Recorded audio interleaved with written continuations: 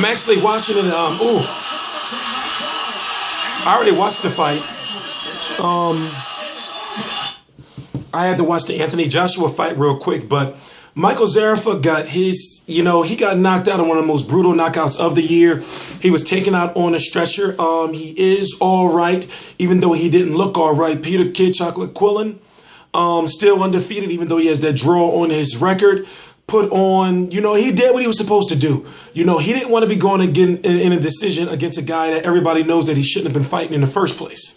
I'm actually a Peter Quillin fan. I just don't like the level of competition that he's fought outside of Andy Lee. And I think that he really needs to start stepping it up, even if he is. Yes, it is confirmed that pretty much December the 5th, 2015, he's going to be fighting Danny Jacobs in the Barclays Center. Peter Quillin has a lot to prove, and I can see that he took it out on Michael Zerafa. But then let's not take anything from Zerafa.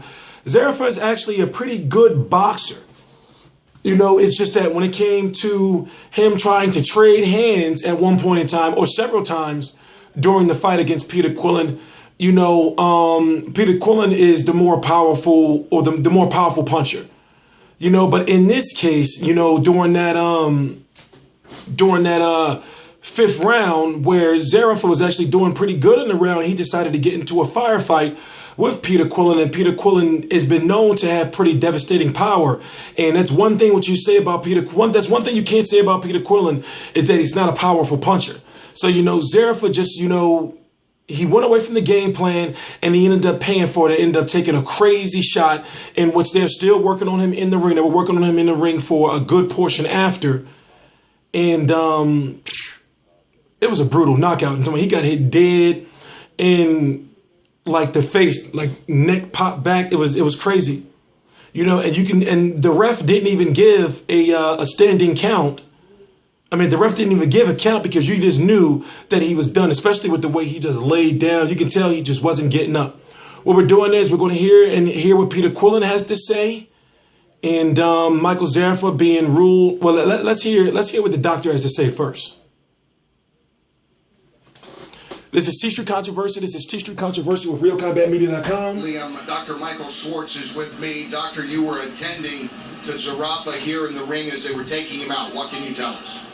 Well, initially he was knocked unconscious, but fortunately we have the finest medical staff here at Foxwoods, and we were able to assess his condition, get him stabilized, get him out of the ring as quick as possible. And the stretcher, is that a precaution or is there any other concerns? We have protocols here. We want to make sure we stabilize the neck. By the time we were getting him out of the ring, he was responsive, appropriately responding to my commands. You should be fine. And from here, does he go to a local hospital, further observation? What is the procedure? Well, before we even start the fights, we notify the local hospital that we have a boxing match tonight. They're prepared.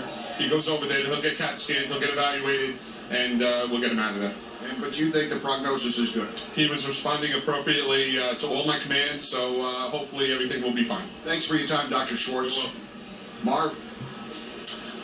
All right, Kenny, and it's really unusual. I'm trying to hear what Peter Quillin has to say. But yeah, Zerafa was doing pretty good up until the knockdown. It's hard to celebrate a performance like that, especially when somebody's leaving out on the stretcher, and that's not the way I want, to finish my job like that. But unfortunately, this is part of the game, and I'm just want to keep a good sportsmanship. I want to pray that he gets better and get well, get back home to Australia, man. That's just important. Well said, very classy, as we would expect from you over the years. Now, as far as coming into this fight, this guy was an unknown. You didn't say for sure you wanted to make a statement, but was that going through your mind early in this fight? Well, I made a bad mistake in my past fighting a guy named Denosa Miranda. He was a kind of unknown guy. He came in there, he hurt me, and almost stopped me. But then I got over it, and I just learned that never.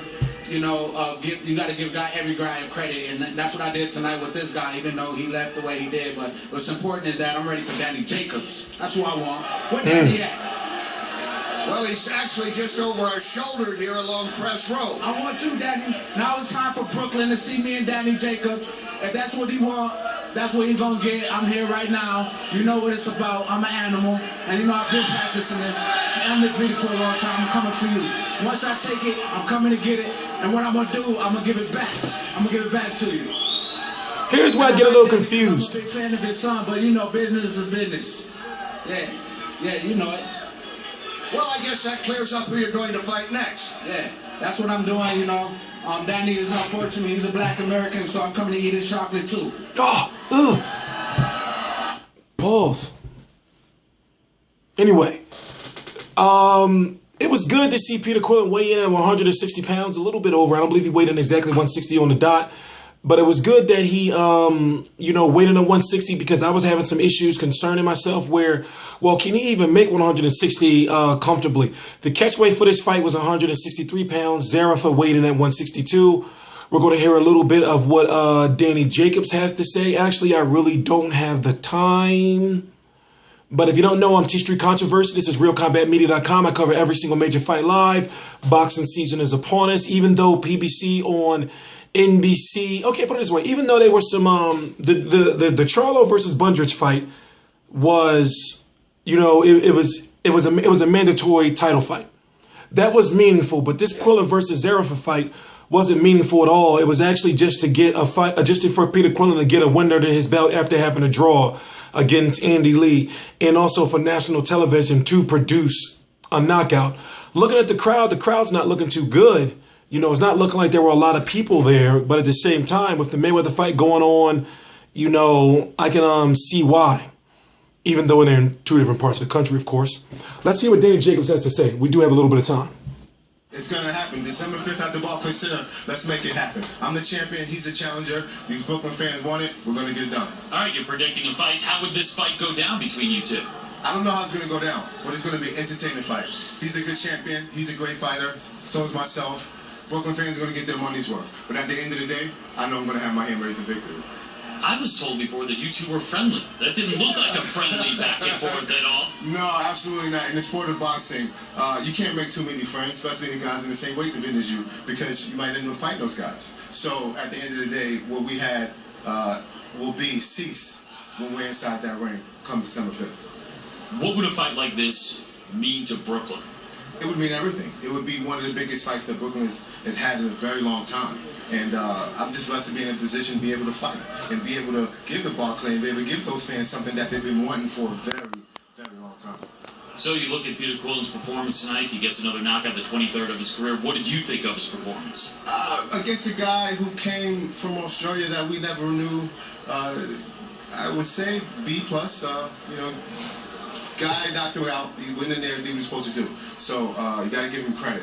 But when you mess him up with a guy like myself, chances are the outcome might be a little different. Well, it's a different class of opponent. What potential trouble would you cause Peter Quillin? I'm a mover.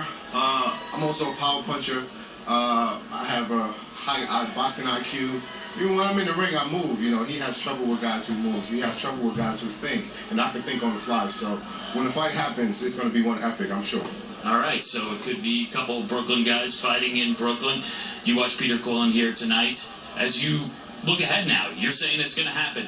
How do you change gears and mentally prepare to take on a fight, take on an opponent like this? Is all the motivation I needed. To see a guy that is potentially my next opponent, to knock a guy out, leave him in a stretcher. What more motivation do you need to get your butt up and get in the gym and get right on time so you can be prepared? That is true. No matter how you slice it, he did just put this dude into a stretcher.